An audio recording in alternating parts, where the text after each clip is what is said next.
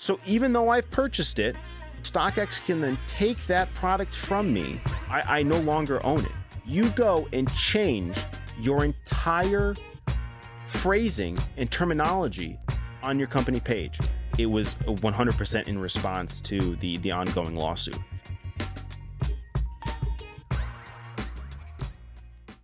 All right, we're live. What's going on, guys, and welcome to the JPD podcast. I'm your host, John-Luc Daigle, and in this podcast, I go over everything from sneakers, streetwear, fashion, pop culture, business, or whatever else I'm tapped into for the week. If you saw last week's episode, I appreciate you tuning in for this week's. If you haven't seen the first episode of the podcast, go back, take a look, see what it's all about. Today, we're going to be talking about the trial of the century, and no, I'm not talking about Karen Reed or the Diddy case. There's going to be no Diddy today. I'm talking about Nike versus StockX. Before we get into the main topics, I'd like to thank you all for coming for the culture and hope you stay for the conversation. As you guys can see, I'm rocking a Space Jam hat, and I did that intentionally because the recent pickups that we're going to be going over are space themed. And particularly it's because the upcoming event that I have, for those that didn't see last week's episode, I run with my two best friends For the Culture, which is Connecticut's ultimate sneaker convention. We're one of the biggest ones here in the Northeast. And this event that we're doing, that's going to be this coming Saturday when this episode airs, because we're recording this on June 19th. This should be coming out on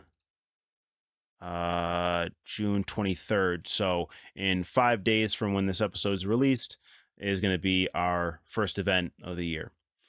So the shoes that we're going to be taking a look at, let's take a look at these. So what we like to do for our convention is we like to do a lot of giveaways and prizes. And so we do like a 3-point contest, we do a raffle, we have a free prize wheel, right? And so for this, the 3-point contest this time around, we are going to be giving away a pair of the Kobe 6 All-Star 2.0s. So for those that don't know what these look like, let me just quickly unbox these. They come in an all sail and white, like eggshell white kind of upper. Hope the camera's picking it up pretty well. If you guys are watching on YouTube, you should be able to see it. On the inner side, as you guys will see, there is this like snakeskin kind of pattern. And this Kobe was the first one to do that, and kind of switch it up with the materials. What's cool about this All-Star 2.0 version is they actually went ahead and added this star pattern that kind of fades in from the scales all the way to the back of the shoe. As the name suggests, this is a 2.0, or I guess remastered version of the All-Star Kobe 6. This dropped back in February, on February 13th, specifically for All-Star Weekend for 2025. I managed to hit on these. They retailed for a price of $190 after taxes and shipping and all that, ended up being about $203. For those that don't know, the All-Star 1.0s that these originally I guess a successor or follow-up to, actually have a more icy kind of clear bottom with a black midsole, and then a predominantly red upper with black accents. So the second shoe that we're going to be giving away for our event, we're going to go over the raffle shoe, which, if you guys have seen the flyer for our event, you will know that there's a pair of Galaxy Foamposites that are hovering under a UFO. So it was only right that we give away a pair of Nike Foamposites, specifically the Galaxy colorway. Now, I paid for this event. Well, I guess the company paid for it. The company paid $350.70, so $350.70 for expedited shipping from Goat/Flight Club to be on time for our event. These dropped back in February of 2025 on the 21st to be exact. They retail for a price of $230. Unfortunately, me and my best friends and business partners, unfortunately struck out. And so we've been trying to get these for our event, also for personals, because these are awesome and I really want a pair for myself. But to find a pair on short notice and to be able to have them for our event, we paid quite the resale price for these. I think these were about $260 maybe listing price, but then with the shipping and all that from Goat, the expedited shipping rather, it ends up being the $350.70. So for those that don't know about this shoe, this is a revival of honestly one of the most legendary sneakers of all time. Obviously, the Galaxy Foamposite. Originally, this released back in 2012 as part of the Nike Basketball All-Star Galaxy pack that they did for that All-Star weekend. These, in conjunction with the Big Bang LeBron 9s, the KD4 Galaxies, and the Nike Kobe 7 Galaxies, all dropped in this crazy All-Star weekend pack.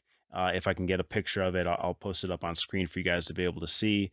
And yeah, it was, for those that do know about this shoe, this was just absolute mayhem when this shoe came out. This was one of the shoes that really pushed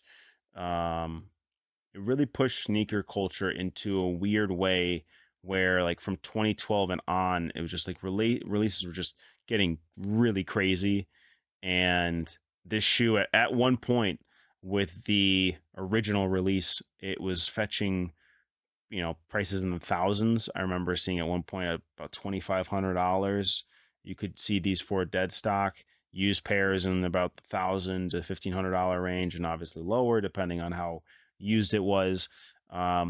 Fortunately enough, for those that are really looking to get a pair of these, they are within the $300 to $400 range, so a significant drop off in resale price and very accessible.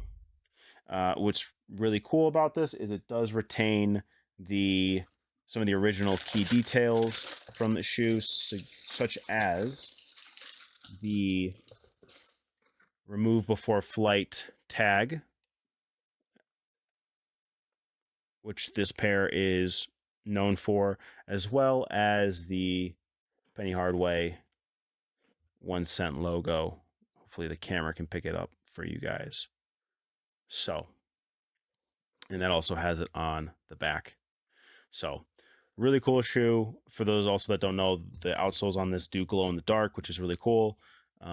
Just a nice touch to kind of fit with that Galaxy theme.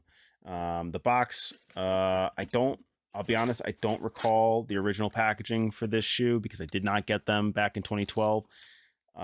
This packaging comes with the Nike logo in this cool Galaxy theme that obviously matches the shoes. And then the paper inside the box also comes in the Galaxy pattern. So very cool. Ooh, I hit the mic. I apologize, guys. So very cool. Very exciting to finally have a pair in hand. Unfortunately, these are not my size, obviously, as we are giving these away. I believe these are an 8.5. Yes, these are an 8.5. And I need about like a 10.5 or an 11. So hopefully after my event, I'll be able to do another recent pickups as part of next week's episode or 2 weeks from now with my size.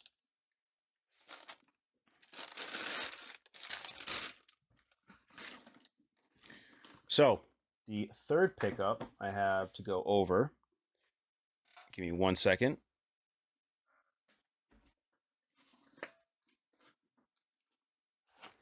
is the KD4 Galaxies. Now this, like I said before, originally in 2012, the Galaxy Foamposites came with the KD4s, the LeBron 9s, the Kobe 7s, right? So this is the Kobe's that we're talking about. I ended up scooping these off StockX. I know what you're probably thinking. Holy crap, you bought these off StockX. Are they fake? I ran these through Poison app. I don't trust StockX, and we'll get into that a lot in this in the main topic for this episode. But I ran these through the Poison app just to confirm that these were authentic, which they did pass authentication. These, like I said, were part of the original 2012 pack. These released back in February as well on the 15th, so still All-Star weekend, which is really cool. And these, I bought these off StockX for, they were listed at $178, but ended up being $210 after taxes, shipping, processing, and a $10 off code that I used. If I were to sell these now, they would be going for $135. StockX takes a 9% fee of $12.15, 3% in payment processing, which ends up being $4.05, and shipping costs of $4. So I would only get $114.80. So crazy amounts of fees, both on buying these and if I were to sell these. We'll go more into this a little bit within the main topics, like I said. But in regards to a little bit of history on this shoe, like I said, this came back in 2012. This retro retailed for a price of $130, which I believe is the same as the original retail price of these shoes. I could be wrong about that, but I believe they kept these pretty much in line with the original retail prices of the shoes. The upper obviously is that metallic silver with total orange and dark gray hits. What's really cool is the sock liner as well as the insole have this galaxy pattern. Obviously the outsole is glow in the dark. Got this galaxy shank plate here. And they honestly, from what I've seen, stand out pretty much exactly to the originals. I believe these are a bit brighter. Now, that is debated whether it's the shoe itself is actually brighter or if older pairs have just aged to a point where they are or they're just becoming discolored due to oxidation, which could very well be the case. What I can say is these are almost a perfect one-to-one retro of the shoes. They do, I think, feature a few upgrades. I'm not 100% certain as to what those are, but I can tell you that if you are familiar with anything that's like a glow-in-the-dark outsole or KD4s in general, they have a very grippy herringbone type of traction pattern, and these are a great shoe to play basketball in. So, with that being said, this is going to be part of the prize wheel that we're doing for our upcoming event. So if you guys are looking to win any of the 3 pairs that I just showed you guys, you can come to our event on June 28th at In Sports Centers in Trumbull, Connecticut, and test your luck at any of the 3 competitions and activities that we have that'll be giving these away. So, getting into our main topic. So back in March, sorry, because it's June now. So back in March of 2025, it came out that StockX and Nike's lawsuit was going to trial. Now, for those that don't know, I'm going to give you a whole backstory and rundown of what's going on in this case, what StockX is for those that don't know, and giving my take on the situation and what I think is going to happen going forward with this case. So, StockX. So StockX was founded. I believe I talked about this in the first episode. StockX was founded in 2015 by Josh Luber, who was the original CEO, Dan Gilbert, who is the owner of the Cleveland Cavaliers, Greg Swartz, who is the current CEO, and Chris Kaufman, who served as the chief creative officer until 2022. StockX is headquartered in Detroit, Michigan, and it launched as a stock market of things. It was focused primarily on sneaker resale. StockX at the time, in the mid 2010s, was essentially the first major platform to introduce real-time market pricing for sneakers, treating each product like a tradable asset, hence the name StockX. The competitors that you may be familiar with now, since StockX had been founded, are going to be Goat app, as well as eBay. And honestly, there's a lot of other platforms now, like I believe Poison, you can buy and sell stuff on there. There's a few other applications, but the main three are going to be StockX, Goat, and eBay. So StockX, what was different about StockX is that it stood out by offering bid and ask pricing. So it was very similar to that of a financial exchange. And it offered at the time, which was very new, was a middleman authentication service. So for those that don't know what that is, essentially, if I were to buy a shoe from somebody like prior to any of this authentication stuff that exists now, if I were to go and buy a pair of shoes on like Kixify, which I believe that's still around, I'm not sure, or eBay or Facebook Marketplace, right? I buy the shoe, it gets shipped to me, I send my money, and there's really no way for me to be able to tell if the product that I purchased is real or not. And if it's not real, the chances of me being able to get my money back is extremely difficult. And unfortunately, sometimes you're shit out of luck, right? What StockX was able to do was they offered this middleman authentication service where the seller ships the shoe to StockX.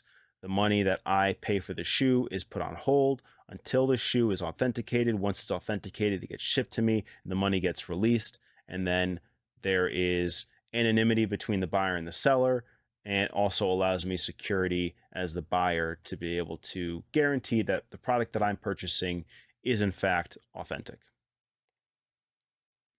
If the items weren't passed through authenticity, or if they didn't pass authenticity, they would then be just sent back to the seller, and the buyer gets their money back out of that hold that it's put in.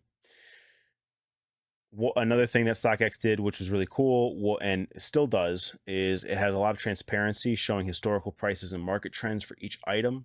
So if I were to, like as an example, the KD4s or the foam posits I just showed you guys, if I were to go and want to see what's historical price on that, I can look through all of the sales for the various different sizes, and these sales are across a ton of different platforms like eBay, Goat, everything. It pulls all this information into its database, and actually will chart things out for you, very similar to a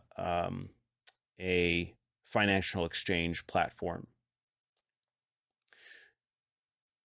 They originally focused on sneakers with StockX, but it did eventually expand into streetwear like Supreme, Bape, Palace, etc. They started doing watches, electronics, collectibles, and really it became the main platform that people used, especially during the hypebeast sneaker era for the mid to late 2010s, right? It just became this giant platform, right? And it helped legitimize sneaker reselling as a business model, which before then it was more of this hobby, right? But it was able to really really just legitimize it in a serious sense. Hey guys, I apologize for interrupting the episode. I'm just in the middle of editing, but I wanted to say if you're enjoying, do me a favor and like the episode and subscribe to the channel. If you're interested in more of my content, be sure to hit the notification bell to stay up to date on all my videos. If you're watching or listening on Spotify or Apple Podcasts, do me a favor and follow, as well as rate the episode so I know how much you guys are enjoying it. Thanks, guys. In 2019, they raised hundreds of millions in funding and became a unicorn company valued at over $1 billion. Now, this is extremely important within the history of StockX, especially given the case that's ongoing, because at this point in 2019, Josh Luber leaves the company. For those that don't know, Josh Luber partnered with Michael Rubin, the founder of Fanatics, and they co-founded Fanatics Collectibles, which is a subsidiary of Fanatics, and Josh operates as the chief vision officer.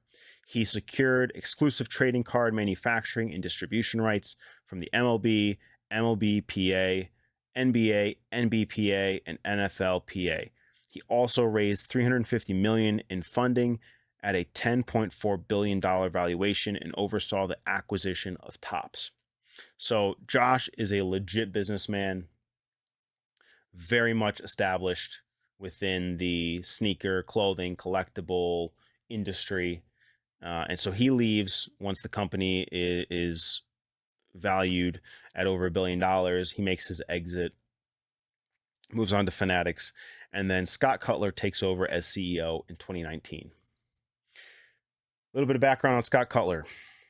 Scott Cutler in 2006 joined the New York Stock Exchange as head of listings by then CEO John Thane. He was instrumental in making a change in the New York Stock Exchange listing requirements, which in 2008 resulted in a lowered threshold for the size of listing companies to 150 million from 250 million, and that removal of requirement for a company it removed the requirement that a company had to be profitable for 3 years straight.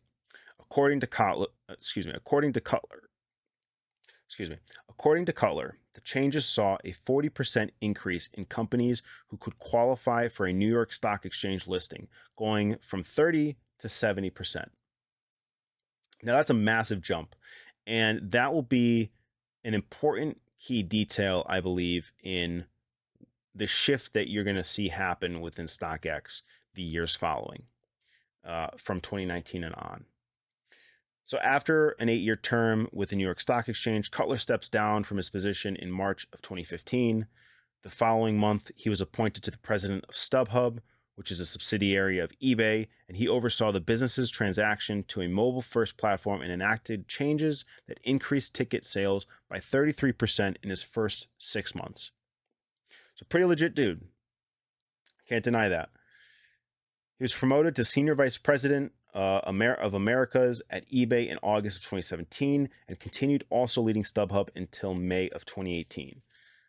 At this point, he ends up leaving and joined StockX in 2019 as CEO, like I had previously mentioned.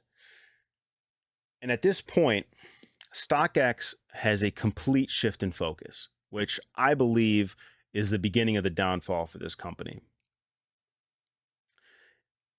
Once Scott Cutler ends up taking over, he aims to become, he aims for the company to go public and begins to strip everything relating to sneaker culture and focuses more on volume and revenue. And I know this because of the people that I've spoken to within the industry and at the company. Now, I'm not going to name any names to keep everything anonymous, but from the sources that I've spoken to and from what I understand, since he had taken over and this aim for them going public, because like I said, he did make these changes within the New York Stock Exchange qualifications to go public. He ends up, pushing a lot for StockX to become public, and it just creates this massive shift in company culture. And they do what I call hiring corporate zombies. So these are just your worker bees, your people that are not, culturally oriented within the company. don't really have knowledge of what's going on within the industry. They are simply there to just drive profits and just be just your corporate busy bees. So this shift creates increased distrust rather in the authentication system. And StockX starts becoming more of a shopping platform instead of an information hub.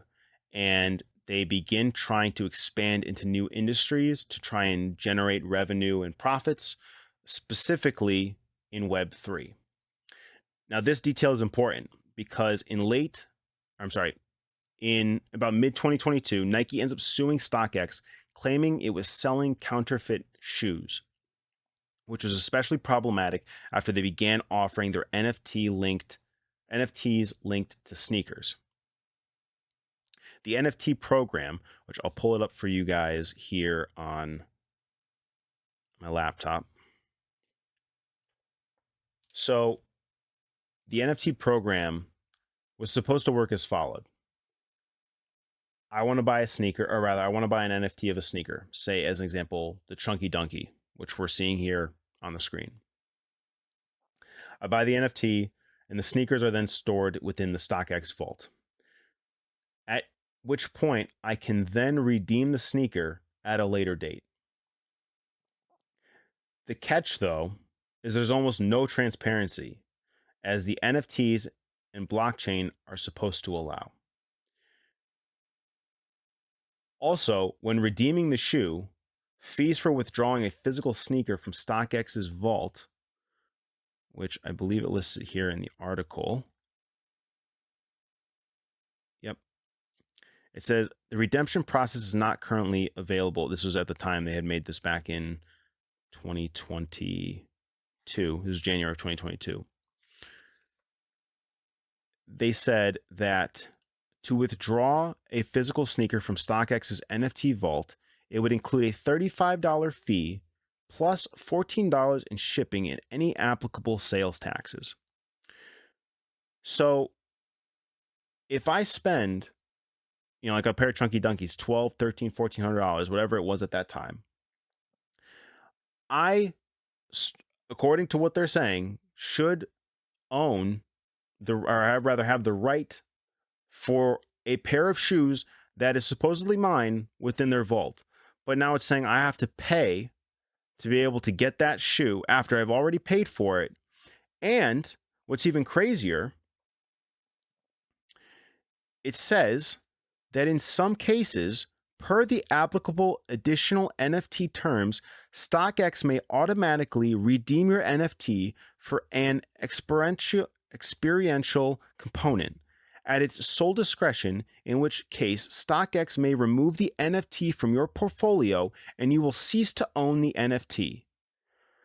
So even though I've purchased it, even though I own the NFT, within the terms, StockX can then take that product from me and I no longer own it, and I can no longer redeem the shoe. So if I spend 12, 13, 14, whatever, thousands of dollars on these pairs of shoes, StockX can then go and they can just take that from me. And then I don't get my money back. It's insane. It doesn't make any sense. Which I can see why Nike looked at this and said, hey, wait a second, you're using our brand image, our product copyrights for products, and you're essentially devaluing our brand. So,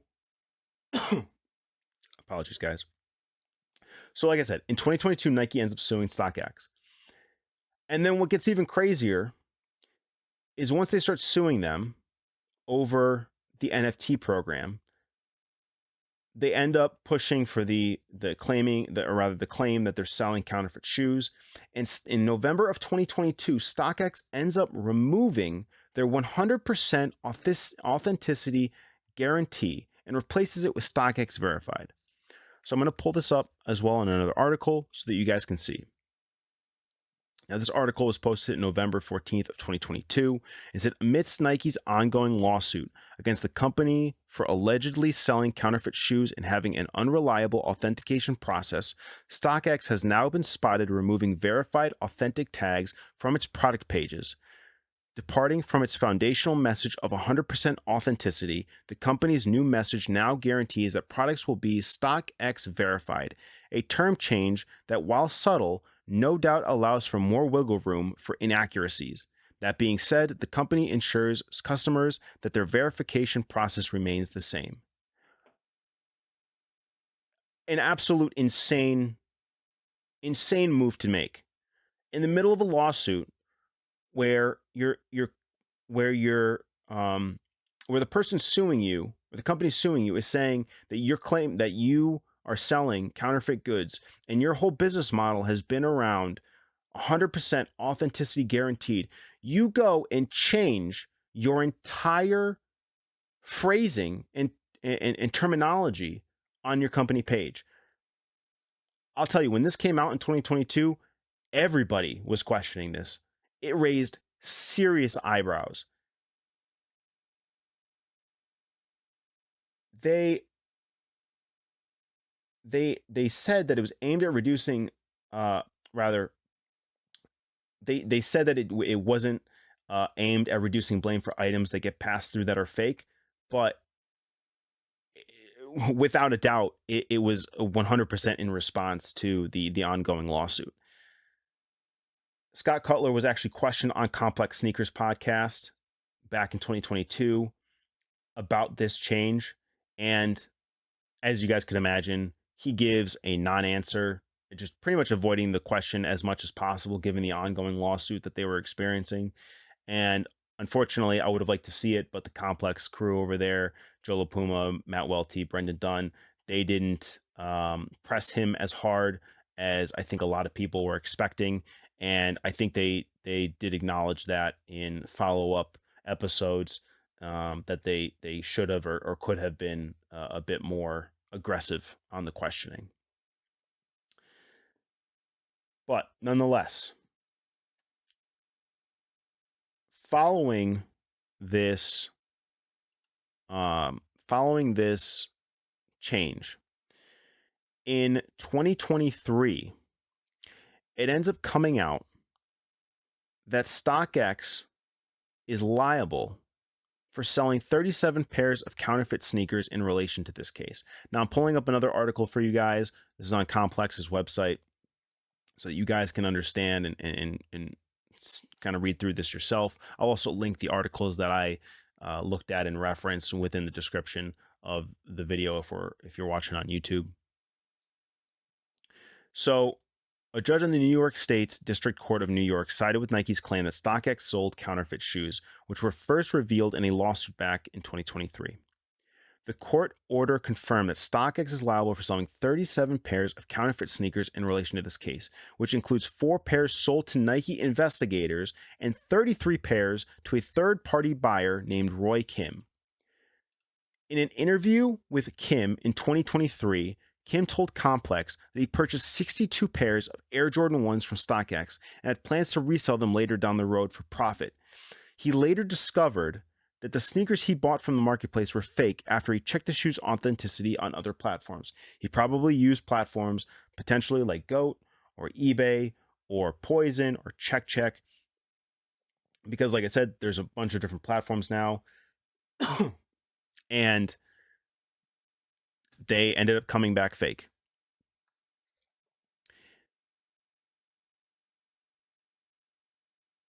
In November of 2024, I'm sorry, before we get to that point. So, in a statement from StockX, they said that the judge's rejection of Nike's allegation of willful wrongdoing on StockX's part reflects how significantly the platform has invested in combating counterfeits.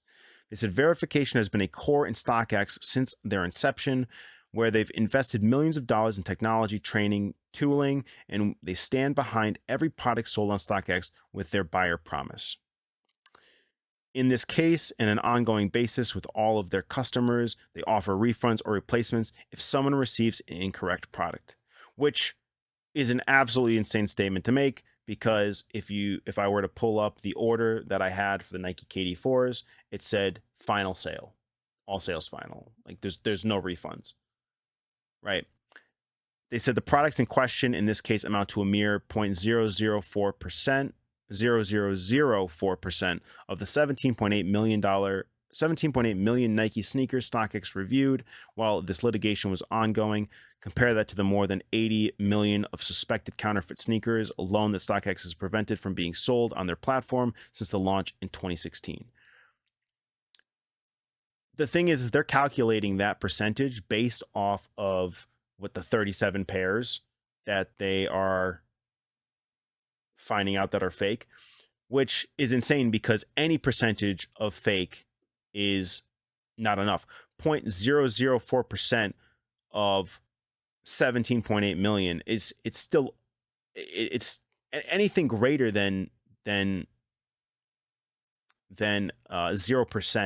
is unacceptable as far as I'm concerned, especially if you're a platform that has been pushing and pioneering the way for platforms to have authenticity guaranteed for their buyers and sellers. I say this because in November of 2024, which again, we're pulling up another article for you guys. Just give me 1 second.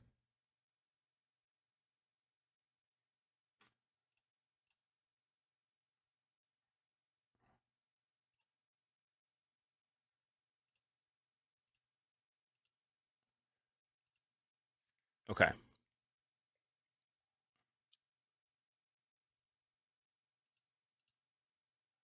So, in November of 2024, unsealed documents first reported by Sneaker Legal on X. Shout out to Sneaker Legal. I actually follow him on the For the Culture Instagram, and I believe he follows us back.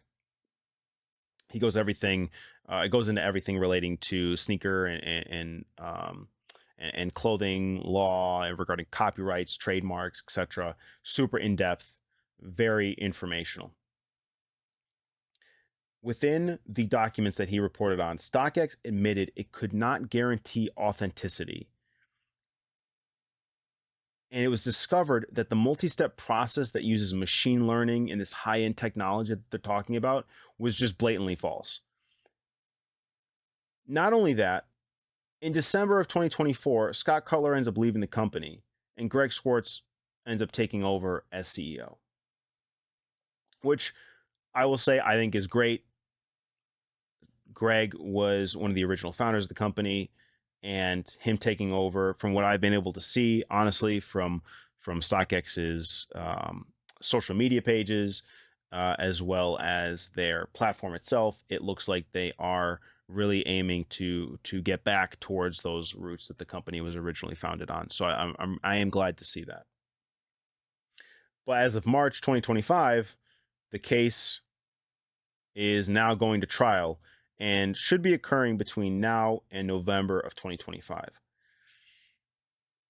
I have no idea what to expect, but I gotta say, StockX could very well be cooked. This, I mean, the fact that the company has based their whole business model around having authentication, as a focal point, and buyer security, and then to have this information come out that they essentially can't guarantee authenticity is it's insane. I mean, it completely discredits the platform and puts a lot of concern, honestly, for other platforms like your Goats or your eBays. I mean, personally, for myself, I always recommend that people go and use third-party platforms like Check or Poison in addition to self-legit checks, just to be able to have that second or third confirmation that the product is most definitely legit. Unfortunately, counterfeits are just, since COVID, the production for counterfeits has just skyrocketed exponentially, right? And we're just seeing this everywhere. it's unfortunately it is common at events now to be seeing counterfeits, and you're seeing it all on social media with people promoting counterfeit goods. It's a horrible thing, and I hate that StockX is caught up in the middle of it, given that I am an avid user of the platform when it comes to information. I don't personally, I don't like purchasing on the platform, just given the issues that they've been running into, and how many fakes people end up getting through. I actually know somebody through through having For the Culture, where it was a seller that would go to different events, and all he did was sell goods that passed StockX's authentication, and had proof and showed me proof of stuff that he was able to move through the platform, which I think is just absolutely insane. Um, we're talking thousands, tens of thousands of dollars worth of goods that he is able to pass through there, and that's just it's just unacceptable, guys. I completely forgot to add, which is why we're doing this in post production. But in right after it came out that Nike and StockX were going to be going to trial with their case, StockX decided that they were going to introduce their verified seller program. So rather than going through the normal authentication middleman process that StockX is known for, if you were a reputable or known seller or high volume seller within the StockX platform, they would actually allow you to sell directly to a buyer, right? So as a seller, I could sell directly to a buyer, and there is no middleman. It becomes pre-verified, which we thought it was getting crazy before with them removing the verified, or rather the authenticity guaranteed, and then it coming out that they blatantly were making false statements about their 100% authenticity guaranteed process. Now now you're not even going through any sort of verification process, which just opens up the door to tons of potential fraudulent activities, where now if you're a seller that has the green light to just sell directly to consumers, who's to say that I can't go and then take take fake products and sell it on the platform directly to a consumer? I mean, bravo StockX for that move, because that could not have been any worse timing. Very graceful on your part. I extremely extremely